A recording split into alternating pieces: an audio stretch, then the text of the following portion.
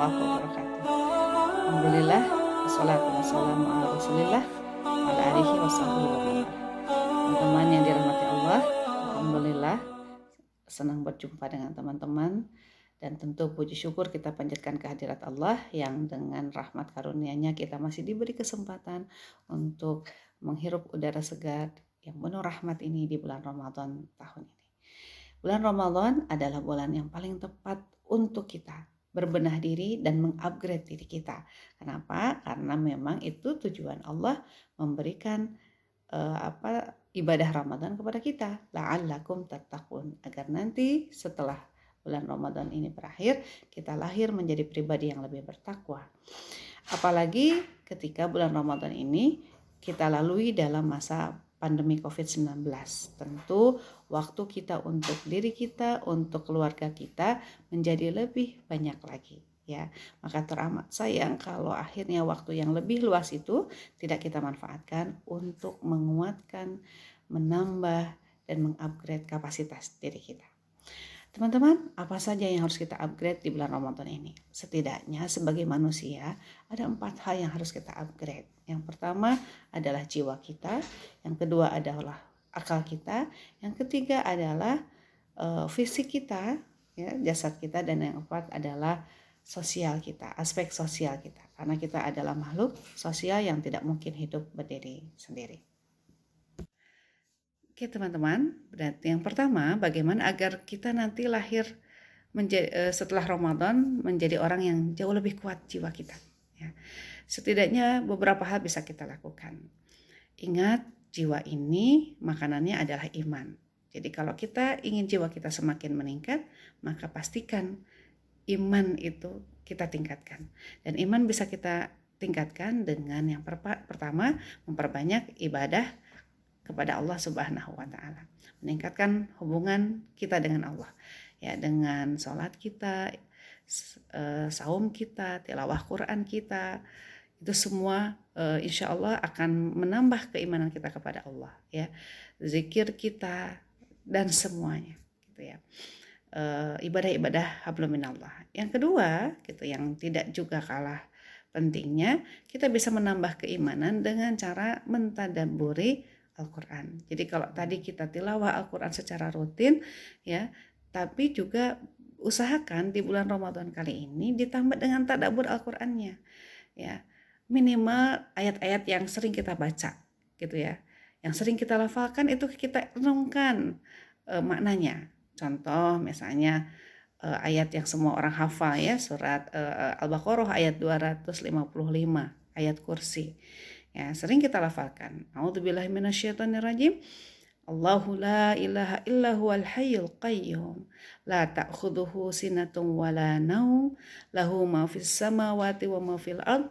Man dzal ladzi yashfa'u indahu illa bi idznih.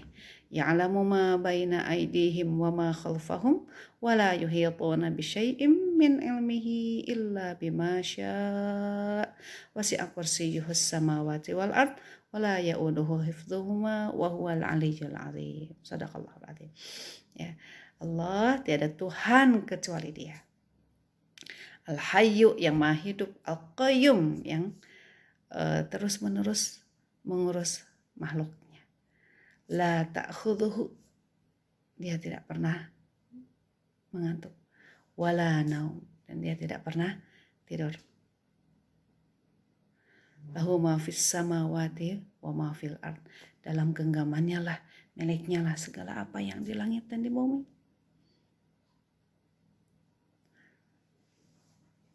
Ya, lahu ma fis samawati wa ma fil ard. Man dzal ladzi yashfa'u indahu illa bi idznih. Siapa lagi yang bisa memberi syafaat, ampunan kecuali Allah. Tidak ada yang bisa memberi ampunan kecuali atas izinnya. Man dzalladzi yashfa'u indahu illa bi'idznih ya'lamu ma baina aydihim wa ma khalfahum. Ya, Dialah yang mengetahui apa yang di depan kita, apa yang di belakang kita. Sedangkan kita tidak mengetahui. Al-ayah dan selanjutnya. Jadi dari situ kita merenungkan, oh ternyata Allah itu ada. Ya, karena ini inti dari iman. Iman itu intinya kepada Allah.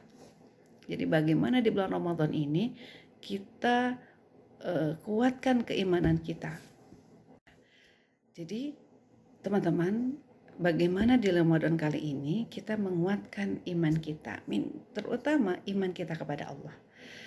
Dari ayat itu kalau kita renungkan, ternyata Allah itu ada dan selalu hidup dan selalu mengurus makhluknya.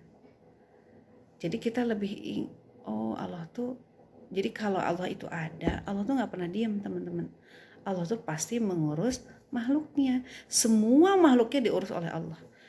Ya, langit, bumi, laut, semua alam semesta ini itu diurus oleh Allah, gitu kan?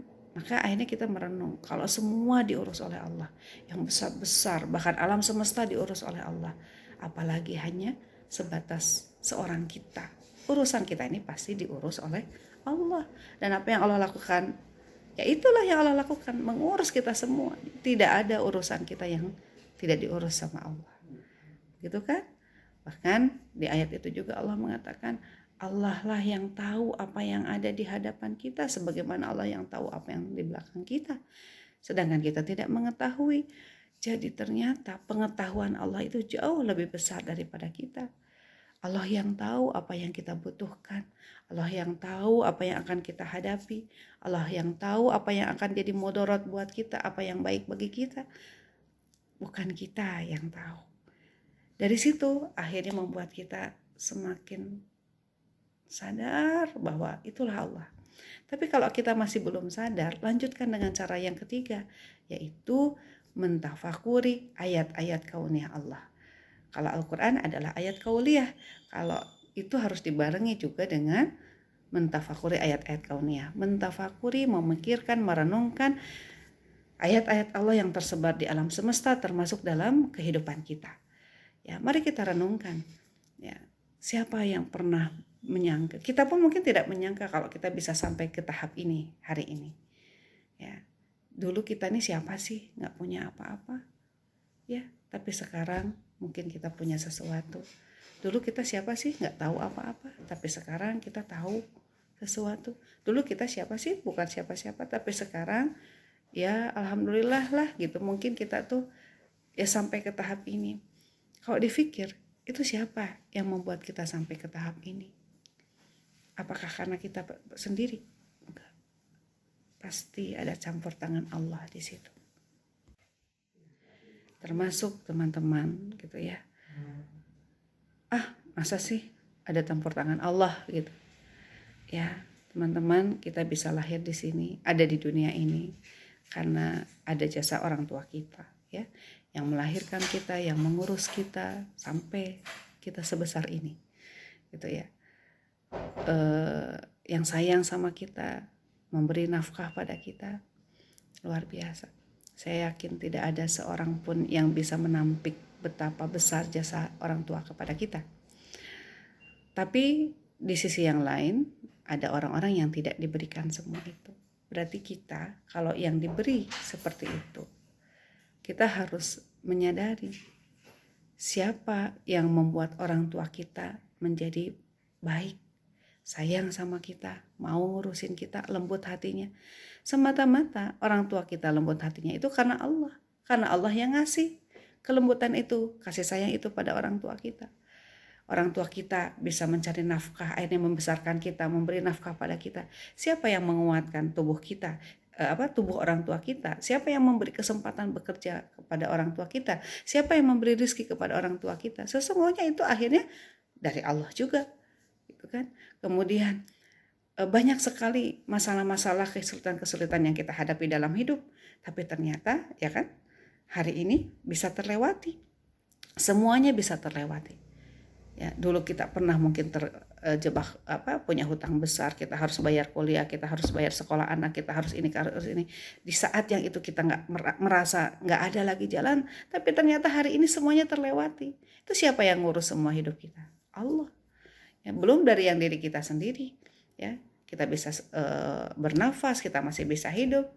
Ya, apalagi di masa COVID pandemi ini nggak ada dari kita yang bisa menjamin bahwa kita bisa selamat dari virus corona COVID-19, ya kan? Lalu yang membuat kita bisa terbebas siapa? Hanya Allah. itulah Allah yang mengurusi segalanya. Jadi urusan kita ini dulu dari awal kita bahkan mungkin sebelum lahir sampai sekarang memang Allah yang mengurusi.